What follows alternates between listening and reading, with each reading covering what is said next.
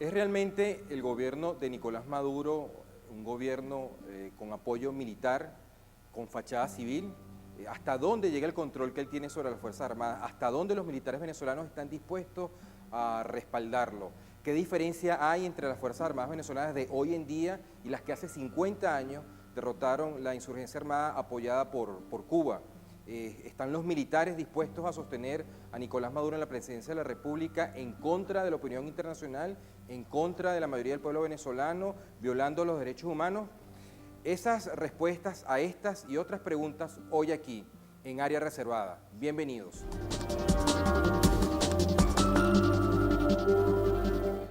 Amigos, gracias nuevamente por acompañarnos en este tercer programa de Área Reservada. Hoy vamos a tocar un tema muy importante para nuestro país en la actualidad y para lo cual nos acompañan unos invitados realmente de lujo.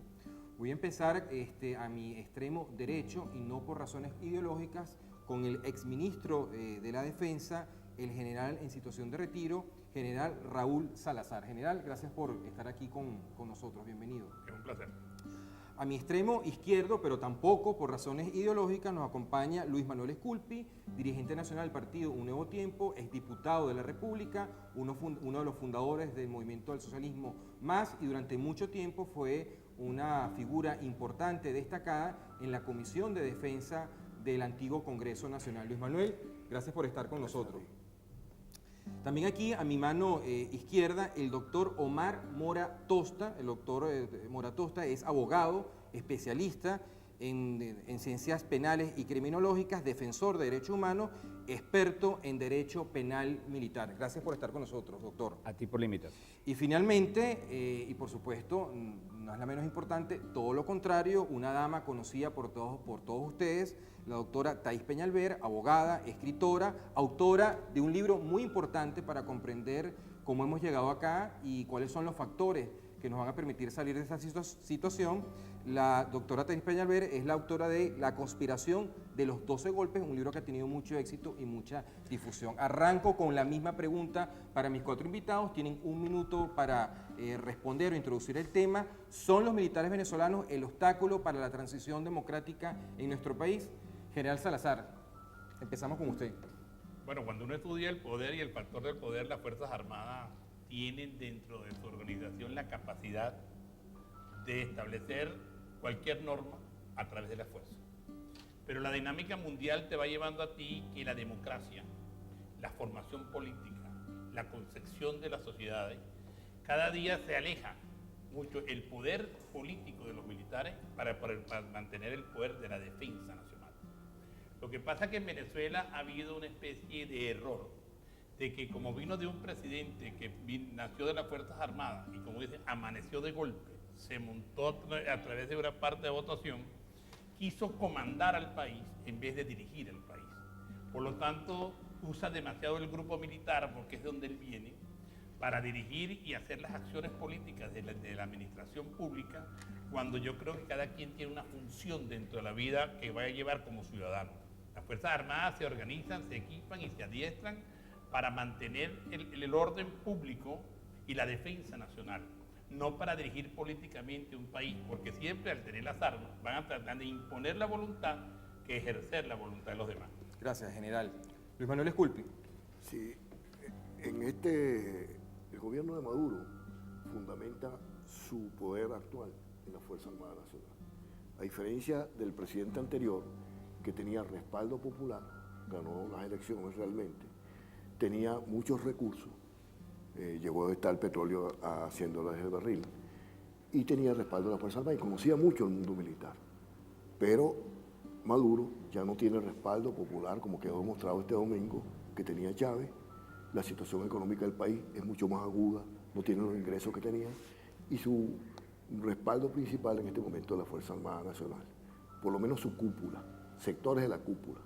Sin embargo, llama la atención que recientemente oficiales que lo respaldaban, el comandante de la Infantería Marina, recientemente Pedro Pérez, el que fue ministro de Relaciones Interiores y hizo toda su carrera en inteligencia, Rodríguez Torres, Cliver Alcalá Cordones y muchos otros que respaldaron al presidente Chávez, han marcado distancia del llamado proceso. Entonces, hay un lugar común.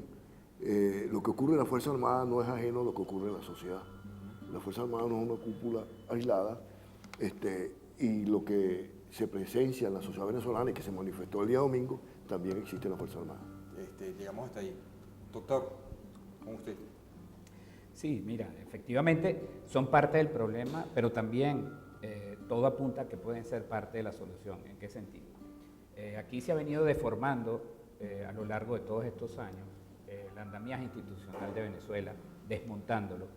Las Fuerzas Armadas no escapa a esto. Las Fuerzas Armadas es una institución que, como bien lo apuntaba el general, tiene que atender a otros intereses para Venezuela, no estar inmiscuidos en la política, no para los militares llenar plazas dentro de la burocracia del Estado.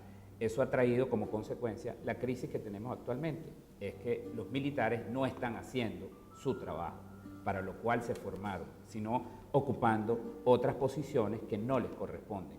Y eso trae como consecuencia lo que estamos viendo, una crisis institucional enorme en la que los militares pretenden, a través de la fuerza, implantar, digamos, unas políticas que desde las altas esferas del gobierno se les imponen tramitar. Y eso es completamente incorrecto. Muchas gracias. Thais Peñalver, su minuto. Sí, yo creo que tenemos que evolucionar. No estamos ni en 1936 ni en 1958. Ha pasado 18 años. ¿Es esa las ex Fuerzas Armadas de antes de que llegara Hugo Chávez al poder o es la Fuerza Armada del chavismo, formada en Cuba durante los 40 años de la democracia y reformada a lo largo de estos 18 años? ¿Es esa la institución que nosotros conocemos o es un organismo ya completamente desarticulado? ¿Qué estamos esperando de ellos?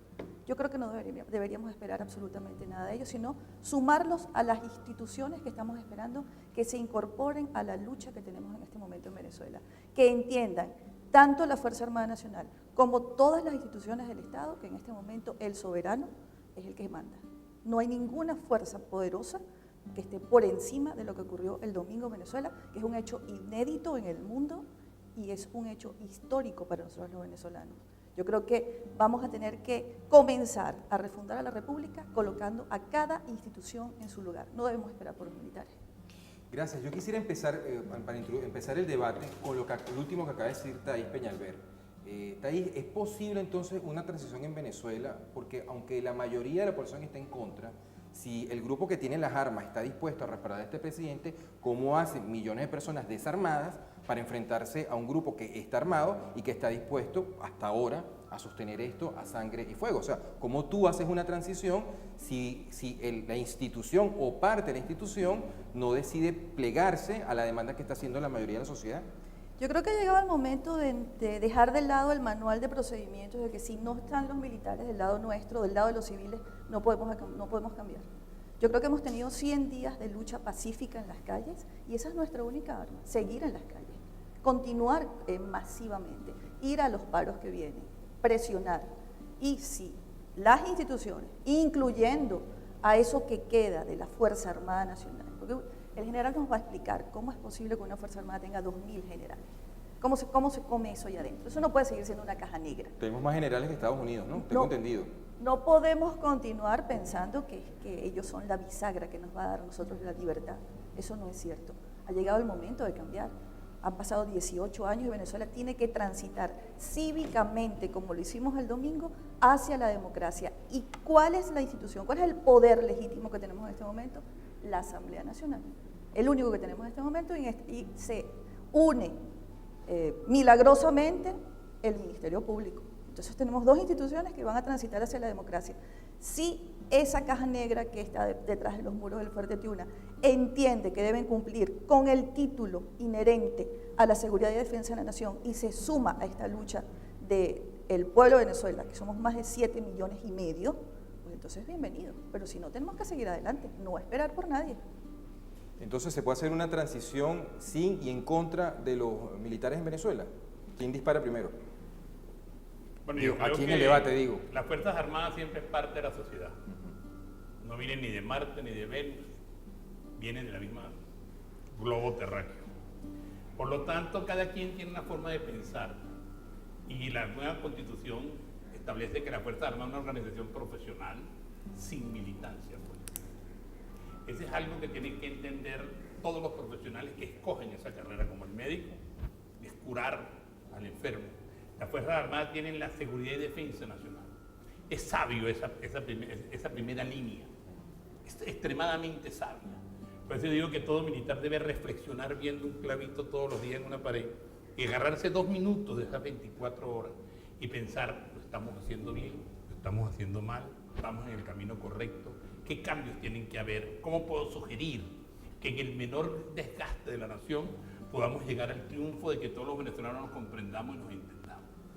Porque el problema más grave que tenemos ahorita es que o somos negros o somos blancos, pero no hay grises, ni hay marrones.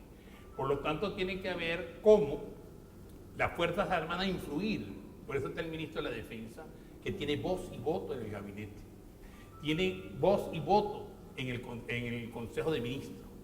Tiene también, cuando rinde cuenta al señor presidente privadamente, darle los mejores consejos al señor presidente de la República. No es la responsabilidad simple de ser general en jefe, o ser general, o ser coronel, o lo que sea. Él tiene una responsabilidad como ciudadano, como venezolano, de pensar en el bienestar de todo y no de una cúpula. Por lo tanto, debe tener la valentía de decirle, señor presidente, creo que está errado en esto, como tiene tales y tales aciertos.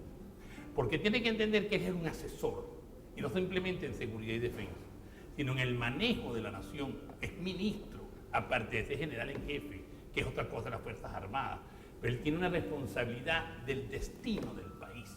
Por lo tanto, se despolitizan a las Fuerzas Armadas. Porque el problema más grave del partido de gobierno es que no tiene cuadro, que no lo formó. Entonces tiene que recurrir a las Fuerzas Armadas, entonces, que no tiene nada que ver con el ejercicio de la profesión, entonces lo ponen varios ministerios para cubrir esta deficiencia que tienen, y una nación no se comanda.